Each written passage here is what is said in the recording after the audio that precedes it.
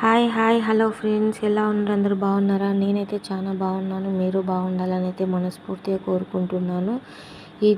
ఈ భూమి మీద మనిషికి జీవితం అనేది శాశ్వతం కాదు.